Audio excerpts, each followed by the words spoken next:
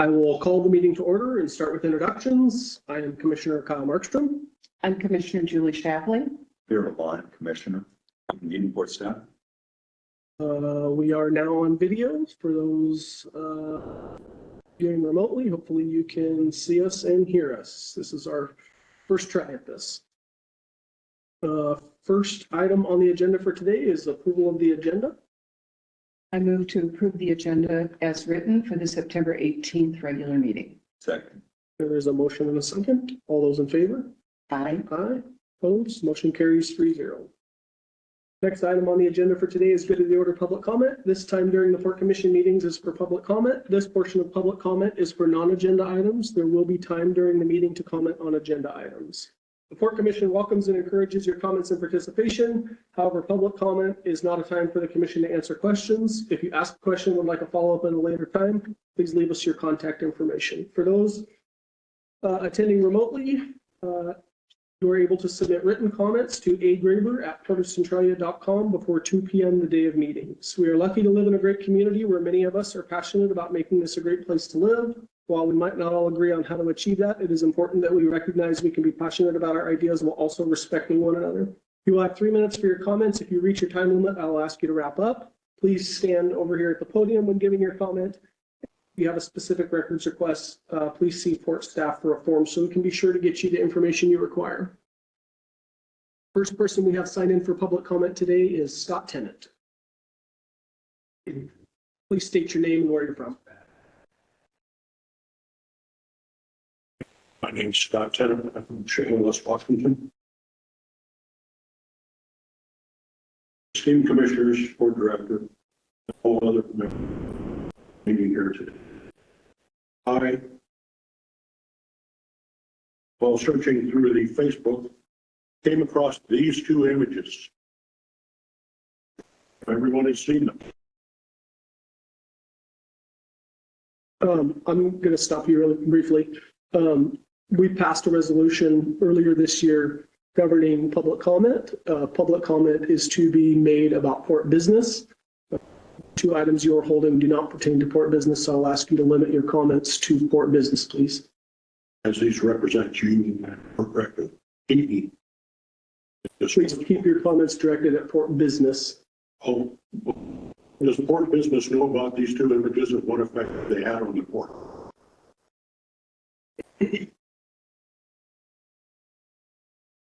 Expect the response. Thank you.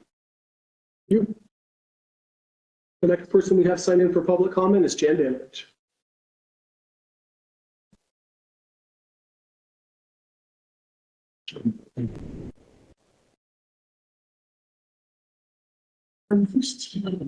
Jan Reynolds, Brian. First, I would like to thank you for deciding to use a video service for me to accommodate people with disabilities and the community as a whole. It's appreciated. I'm surprised that you're not comment for them.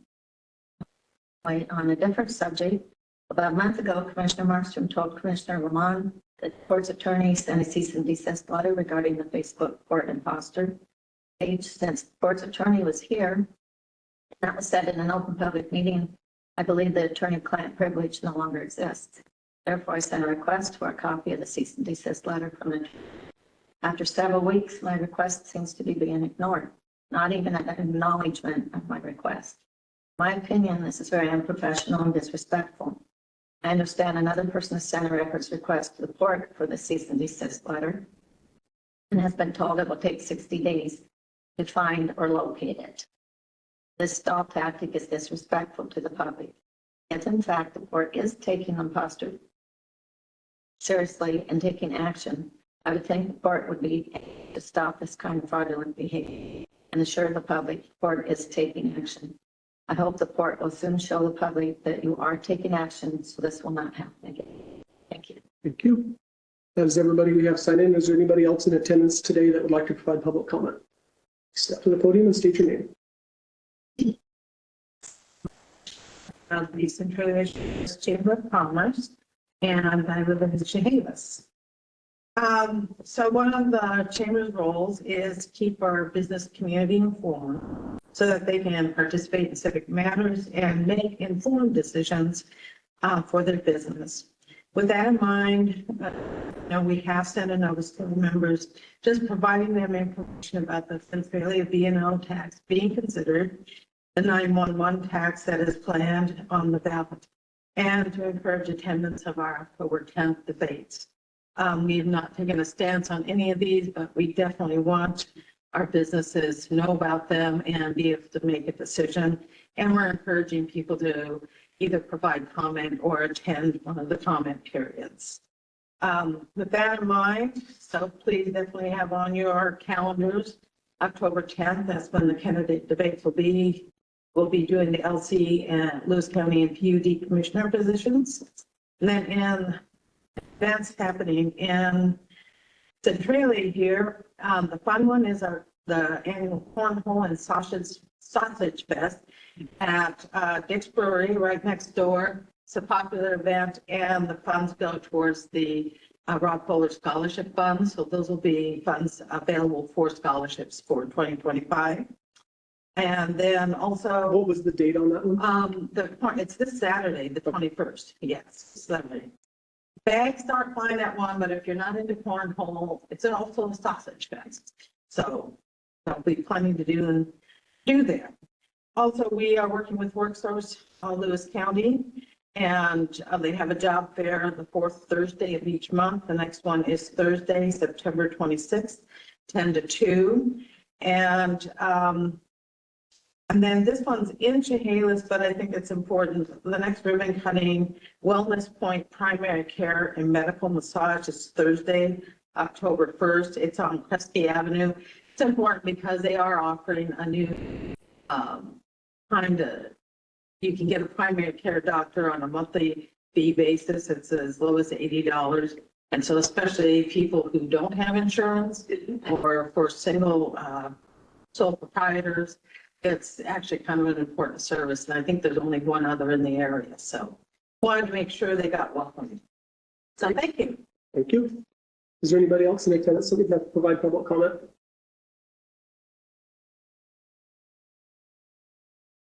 Brian Douse, Andrea. Not very technologically advanced, but does this mean folks can listen from home and ask questions? Would this be, you be able to comment on this particular new system, how it works? Is that make an exception to the rule of not responding?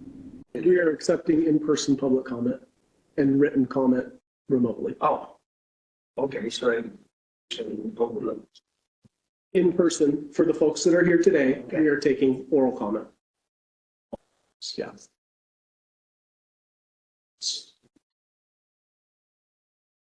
Anybody else?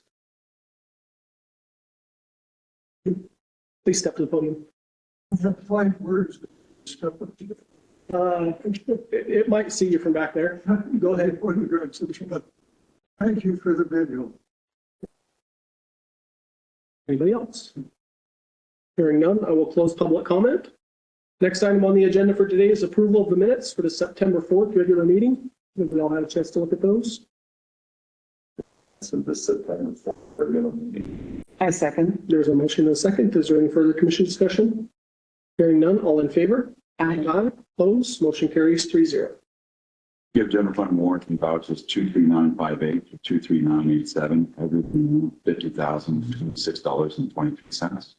I move to approve warrants 23958 through 23987 in the aggregate amount of $50,026.23. Second. There's a motion and a second to approve warrants. Is there any further commission discussion? All those in favor? Aye. Opposed? Motion carries 3-0.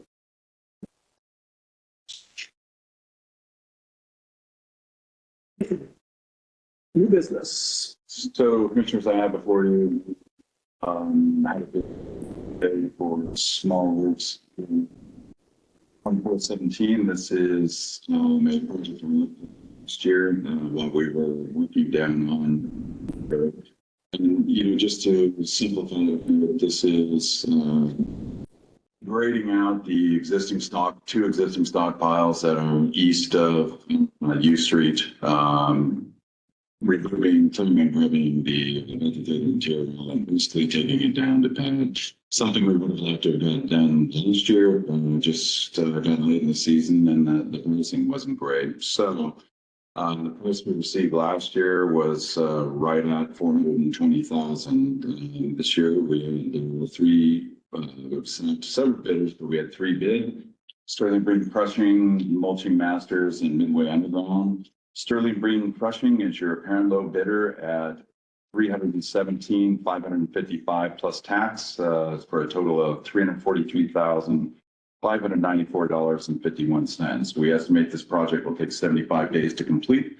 We have enough time, weather willing. We should be able to get it done. Both the ports engineer and staff have reviewed bids, checked them out, and we would recommend authorize the executive director to execute a small works contract with Sterling Green Crushing and do all necessary paperwork to bring the project forward. Okay, I so move. Second. there's a motion and a second to approve Small Works Project 2417. Is there any further commission discussion? I had 2 questions after reading the paperwork last night, and the director just kind of mentioned it.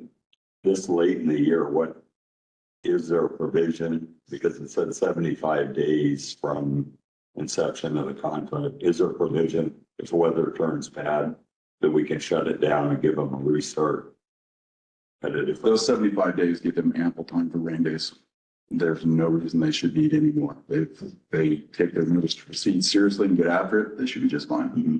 So if that did came in, we would approach that as it happened. First, we want to know from the engineer, the city engineer, not just the contractor. I don't feel like we're doing it. So we're going to know that it's forecast of the Question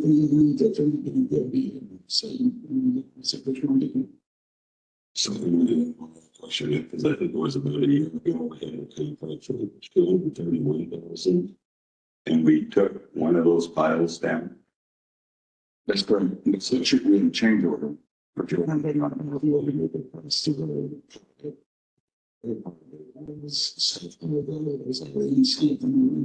That's the portion. That's the portion that was put on the southwest corner of the property, where we held on ribbon cutting, all of that. Okay. Are there any members of the public in attendance today that would like to provide comment on this agenda item? Hearing none, I will close public comment. We have a motion and a second. All those in favor? Aye. Opposed, motion carries 3-0. Commissioners, just very briefly, we continue to work on the budget. There are a number of issues that are out there. Some that have been reported on the paper, others that haven't. For sitting down with myself, the auditor, Amy, meeting with Citizen County Assessor, his chief deputy, and some other members of his staff to try to get our arms around the refund levies that we've been hearing about, not only on the radio, but also from tenants, where people calling concerned. Appreciated the assessor coming on, that he has. Assessing tenants, but sat down with them, met with them.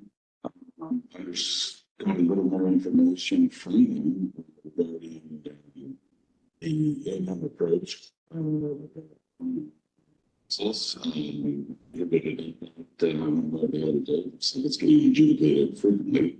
We believe that we're in good shape. Moving in the budget, as far as the refund, we really have to do. But paying refunds throughout the year, we haven't let them stack up. So we were able to get an idea beyond Sierra Pacific who had appealed. And get it to his lineage who has appealed again, going for next year. These are recessionary times, borderline. Money's tight. We're doing it everywhere. Any tax increase, anything, anyway. And so not only local taxpayers, but corporations take it very seriously as well.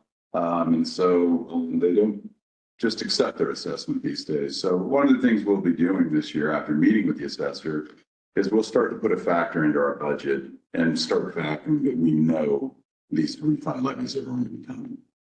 Until this all settles out over the next few years, I think that this is, the assessor were made clear they intended to move forward next year as they had this year. Reasonable assumption to believe the tenants will move forward as they did as well. And so we'll go ahead and factor that in. The good news is, again, our budget is in good shape. Finances are in good shape and we're in a position to deal with this. We estimate it would be a difference of around 7 cents for a refund levy, but we don't know that for sure yet. It was hard to get until the assessor settles all their outstanding cases. We don't know what the actual dollar amount is. And there are cases outside of our district as well that they have to deal with too. Criminal cases that they run. So there's a number of them. So you'll see a new line in budget this year that accounts for that. Just to, ideally, what we'd like to never have to do is a refund levy. If we can apply a course and what this refunds look like, we should be able to do it. So explain to me what a refund levy, that would be put on all the property owners? Refund levy, just real briefly, is quickly, think of it as like a senior citizen exemption. When that senior citizen doesn't pay those taxes, you do. Everyone else, the tax is still assessed. It's just spread amongst. Okay. That doesn't hurt much on a small property to the general taxpayer. You probably don't feel it. But when it comes to specific, it's Sierra Pacific's, assessment went from 140 million down to 60. That's a substantial number. So when we do our levy, it's for a dollar amount. So we'll just say $1 million. We, as a taxing entity, can collect that $1 million. We use the values from the assessor's office to distribute that over all of the taxpayers. And when somebody argues their value and gets the assessor or the county to bring it down, they are then owed a refund. But then as the entity who has issued the levy, we still are due the same amount. So then it can be spread out over the balance of the taxpayers, essentially, is how that works. I think that's it. They don't shrink the pie. It's just everyone's slices change. So ideally, you wouldn't want to see refund levies ever. And this is really common. People argue their levy amounts Every year, but this year These are large. the corporations coming in is fairly new. Are there other corporations that you have heard that are appealing, larger corporations? It's difficult to know because there's not a database for this. Okay. It's not the assessor's fault. It's just in looking at what is available on the Board of Equalization's website. We do know that Sierra was there. They're still working through 2023 appeals, working their way to 24s. So did not see a 24 appeal in there from Sierra. Lineage was 23, 24, 25. If a taxpayer, say like Plywood, pays their taxes under protest, that wouldn't show on the Board of Equalization. They paid under protest and then sued to get it down. They were successful. There's two different avenues that folks The can. one is not tracked closely. The assessor doesn't even have a super close track on it. It didn't sound like they were able to give us any other names. So we continue to work on that. We've got an idea of what the exposure would look like. We don't believe we'll need to do a refund levy, but that's a decision for you commissioners to make when we get there. So that's. Thank you. Thank you. Okay. We will move on to commissioner reports. Commissioner Lamont. Since our last meeting, attended the Lewis County Commissioner Mayor's meeting. I attended the Southwest Regional Transportation Board meeting. Mostly what went on there, they talked about grant opportunities. and trying to expand their outreach. I attended a Port of Chehalis meeting. And that's, also I'd like to give kind of like tomorrow, there's going to be a military hiring for the full Air Force Base. It's the largest one for the military in the Northwest. There's 200 companies are signed up to be there for this event. So if anybody's interested in that, get a hold of me and I'll give you the particulars on it. You know, it's open to transitioning service members, current service members, veterans, and military families. So that's it. Thank you. Thank you. Mr. Scheffler. I attended the Economic Alliance meeting, and there is going to be an economic forecast for at the Loft in Chehalis on 10/3, and that'll be from 1 to 3 in the afternoon. The topics, they have 2 keynote speakers from Western Washington University. The subjects are going to be inflation, of course, the recession, the economy, and also housing trends. All very hot items right now. And so it's going to be very interesting. You can call into the Economic Alliance to get your tickets for that. And it is free. Great. And that's it. Okay. I attended a 0.09 committee meeting last Friday. The only application was from the Chehalis River Basin Flood Control Zone District. Mouthful there. For $250,000 for project support for the flow through dam flood control project. That was recommended for approval by the 0.09 Commission. As a quick note, want to mention to folks that there is a new video that the Flood Control Zone District published. I've seen it on Facebook circulating, but it's on their website as well. Encourage folks to find that video and check it out. It's a 3D kind of flyover animation of what that flood control structure would look like. And it provides quite a bit of insight and context to that project. So I would encourage folks to check that out.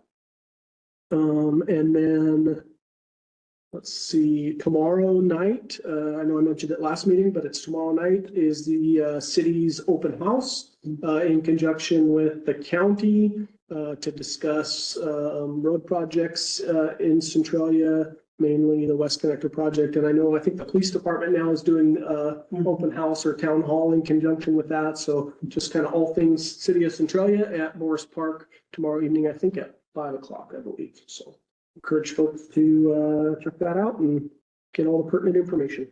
I think WashDOT's tied into that too. I'm not sure if they are or not. I know the county and the city for sure. And it's going to be in both kitchens. I think the police department is in one and transportation in the other, from what I understand. So I'm sure we'll have lots of signage and info for that. So, and that's all I have. I move to adjourn. So All those in favor? Aye. Opposed? Motion carries 3-0. Thank you for joining.